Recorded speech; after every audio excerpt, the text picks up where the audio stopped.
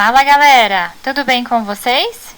Então vamos lá para mais uma videoaula de ciências com a professora Raquel. Na aula de hoje nós falaremos sobre o fator RH. Pessoal, além das proteínas de membrana, nas hemácias, que nós vimos na aula passada, formando o sistema ABO, podem existir outras proteínas também nas hemácias. São chamadas de fator RH. E esse termo RH, ele originou-se do nome do macaco no qual essa proteína foi encontrada pela primeira vez, o macaco rhesus. Aí, pessoal, veja como é simples. As pessoas que possuem essa proteína são classificadas como RH positivas. As pessoas que não possuem essa proteína, esse fator RH, são chamadas de RH negativa. A maioria da população mundial é RH positiva, porque esse é um genótipo considerado como dominante em relação ao grupo RH negativo. Esse é um conceito dentro da genética, a gente ainda não estudou isso, tá bom, pessoal? Mas lembrem-se então desse termo. É um genótipo dominante, certo? Então o RH positivo é a grande maioria da população.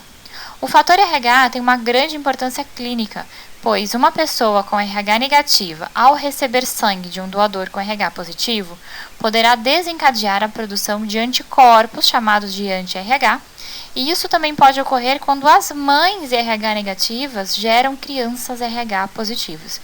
Ou seja, da mesma maneira como nós vimos na aula passada, com a incompatibilidade do tipo sanguíneo no sistema ABO, isso também pode acontecer dentro do fator RH, certo? Então é isso que nós veremos agora.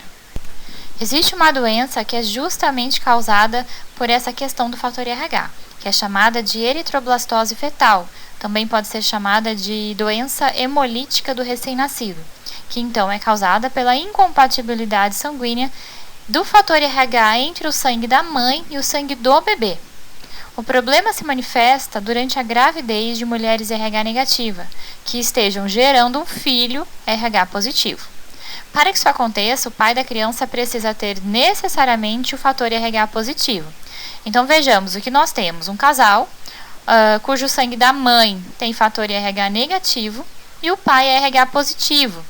A gente viu agora que o positivo ele é dominante com relação ao negativo. Por isso que o filho, então, ele passa a ter o RH positivo, certo? E aí, a mãe tem dentro do corpo dela um feto tendo RH positivo. Aí começa a complicação. Então, o corpo da mãe, nas hemácias dela, ela não tem o fator RH, não é isso que indica ter sangue tipo negativo, né?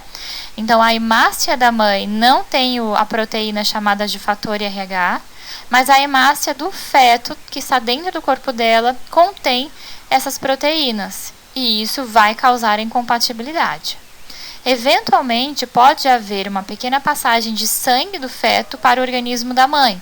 Às vezes acontece algum rompimento de um capilar, que são vasinhos sanguíneos bem fininhos, presentes na placenta, principalmente na hora do parto, o que vai fazer com que a mãe produza anticorpos contra esse antígeno RH.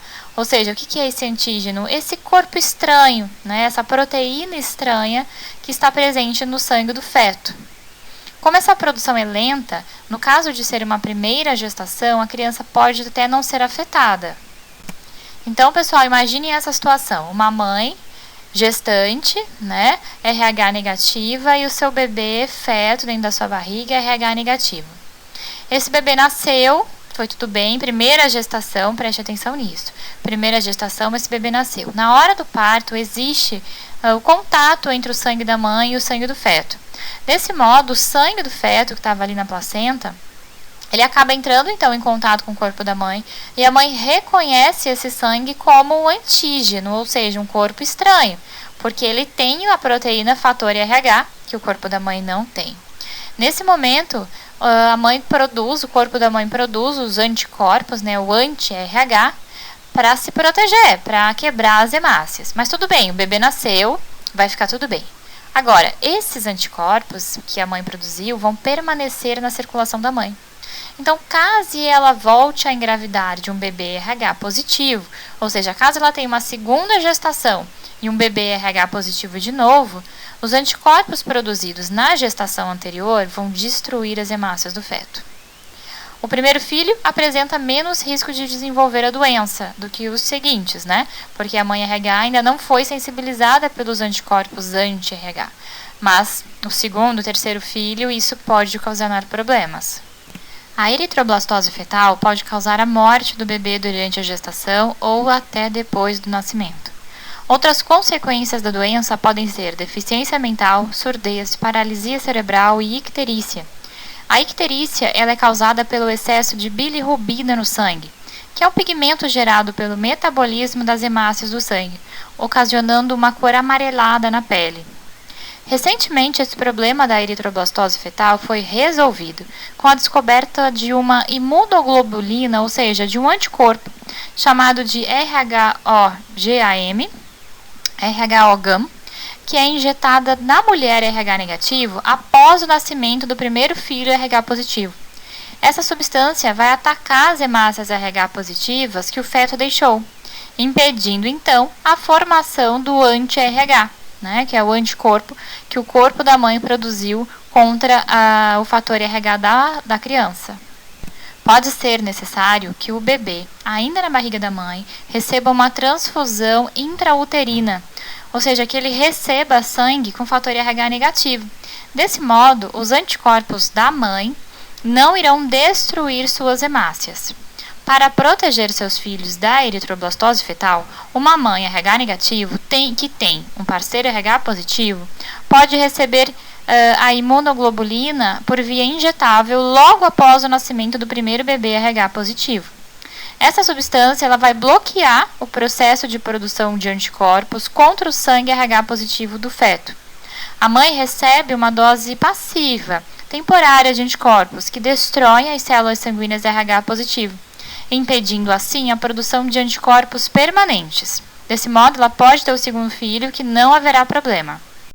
A prevenção da eritroblastose fetal inicia-se com a realização de exames de tipagem sanguínea dos pais, antes mesmo do início da gestação, para que se possa verificar a possibilidade da mãe RH negativo gerar uma criança de RH positivo.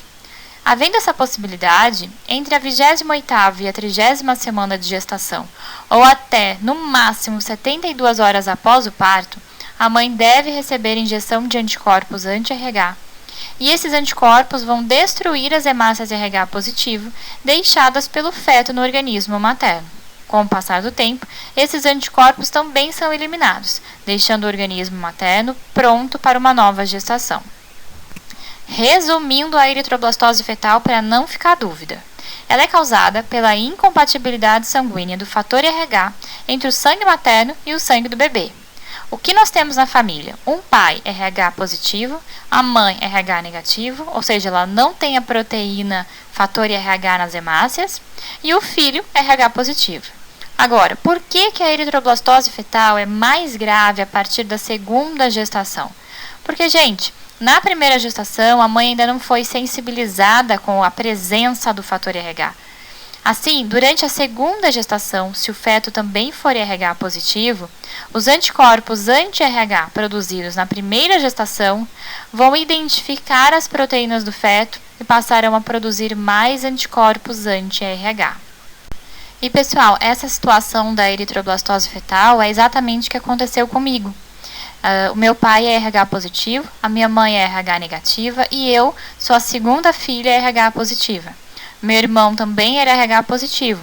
Então, a minha mãe precisou fazer uso daquelas injeções para que o organismo dela não enxergasse o meu corpo ali dentro da barriga dela como um corpo estranho. Tá bom? E deu tudo certo, eu não morri, tá tudo bem. Bom, eu gostaria que vocês perguntassem para os pais de vocês se isso é uma realidade. Vocês já fizeram o levantamento, né, do tipo sanguíneo da família. E me conta se tem algum caso desse aí entre vocês, tá bom? Até a próxima aula, pessoal. Tchau!